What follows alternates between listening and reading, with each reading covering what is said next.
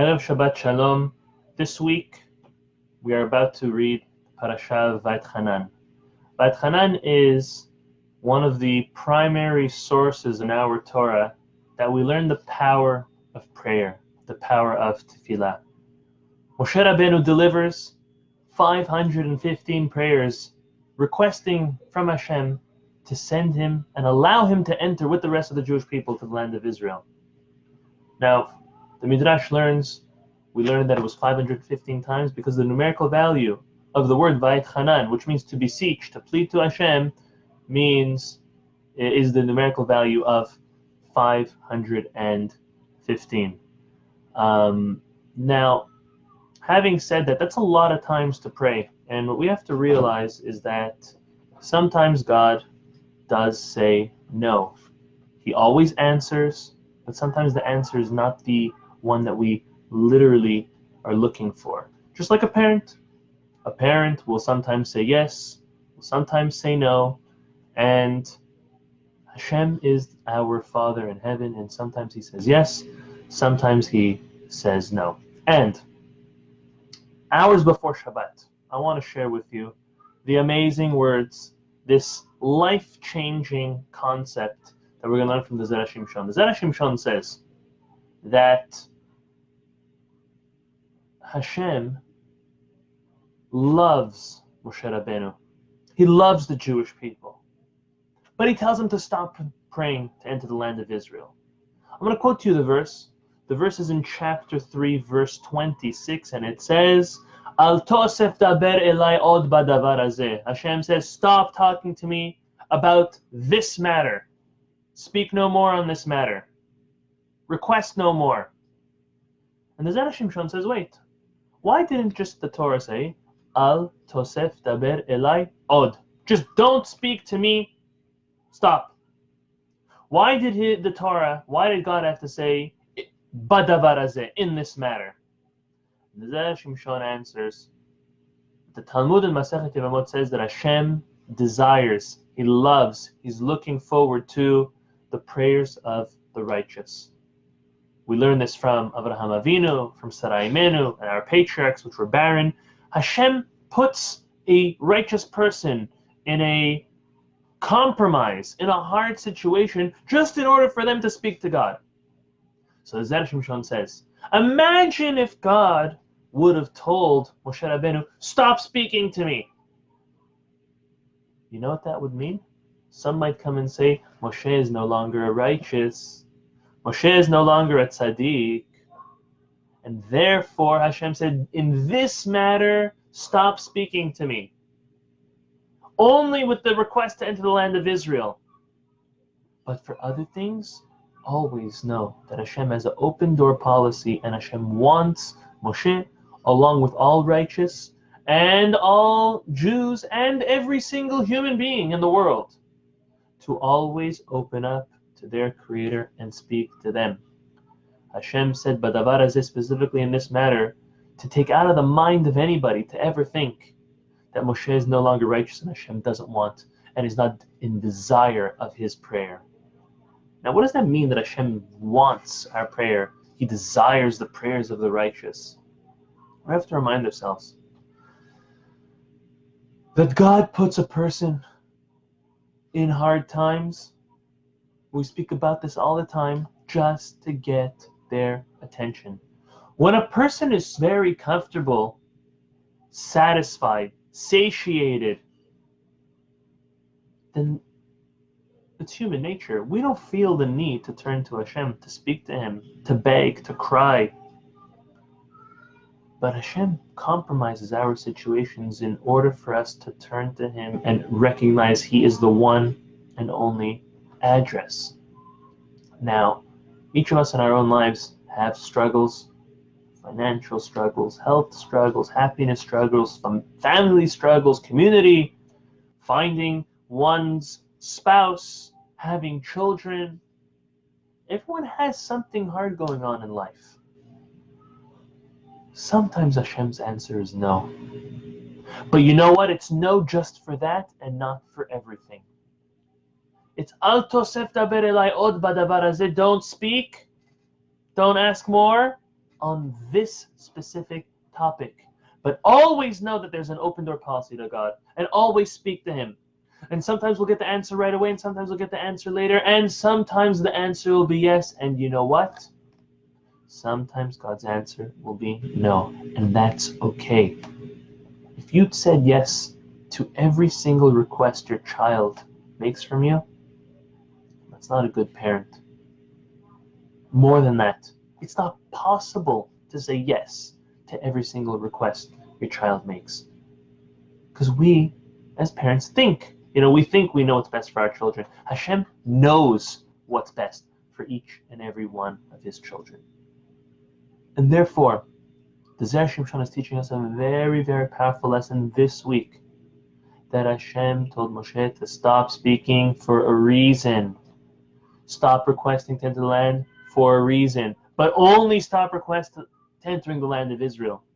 But anything and everything else, always speak to Hashem about.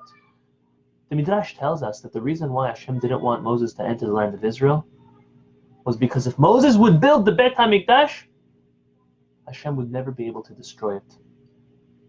Because if someone so great, like Moshe Rabbeinu, would build the temple with his own hands, Hashem, if and when, unfortunately, the Jewish people will sin, He won't be able to destroy the handiwork of Moses, just like the Mishkan, the tabernacle. Since Moses was involved in that, Hashem never destroyed it. They had to bury it in the desert. And for that reason, Hashem said, Moshe, for your own good, for your children, for your people, the people of Israel's own good, it's better that you don't enter the land of Israel. Don't go. We learned a tremendous lesson from Moshe Rabbeinu, how he was able to give up of what his long life dream was. Growing up in the palace and being revealed to by God, ministering the 10 plagues, taking the Jewish people out, the 10 commandments, receiving the Torah. His lifelong mission was sent to the land of Israel. He actually did have a choice. He could have prayed and delivered one more prayer, one more time, and Hashem would have led him into the land of Israel. But you know what? He put his very own wishes aside, and he did something for the betterment of the Jewish population. As Jews, that's what Hashem's looking for in each and every one of us. He's looking, what can we give up of ourselves? What struggles do we have in our lives that we swallow, that we take on as a burden, in order that we can help another Jew or many other people? That's a beautiful thing. That's something that we learned from our great, great leader, Moshe Rabbeinu. There's one more piece I want to share with you from the Zera Shimshon this week. This week we read also the first paragraph of the Kriyat Shema, something that we say minimum of twice a day, turns out to be 4 times a day. This is Shema Yisrael Hashem Elokeinu Hashem Echad. But then there's the first verse. The first verse is the source of the obligation that every single Jew has to love God. Ve'ahavta et Hashem Elokecha, that we are to love God, our Master, b'chol levavecha, with all of our heart, b'chol nafshecha, with all our soul, u'b'chol me'odecha, and with all of our me'odecha, which there's different translations to. We'll conclude that it means with all of what one possesses. And it's very redundant. Rashi, on our Torah, comments that b'chol levavecha, a person should serve God with both of their inclinations, their positive and their negative inclination, Yetzirah Tov, Yetzirah Ra. And a person should full-heartedly serve Hashem. That's b'chol levavecha. B'chol nafshecha, even to the point of the limit of one's soul.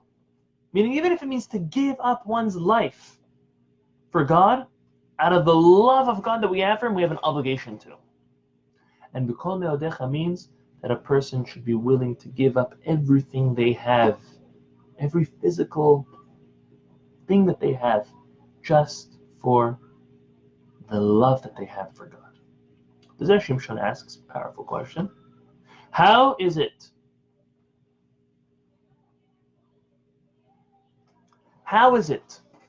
that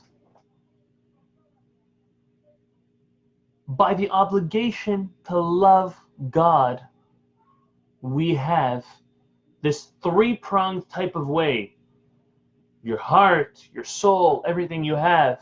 We have this clear explanation. But when it comes to the obligation to fear Hashem, we know there's an aspect of loving of Hashem and fearing Hashem. When it comes to the aspect of fearing Hashem, it doesn't say with all of your heart and all of your soul and everything you have. It just says, V'areta me'Hashem Elokecha. I'm quoting you. The verse in Vayikra, it says, V'areta me'Elokecha ani Hashem. You fear God, I am Hashem. Why isn't it explicit over there? To fear Him with your heart, fear Him with your soul. So,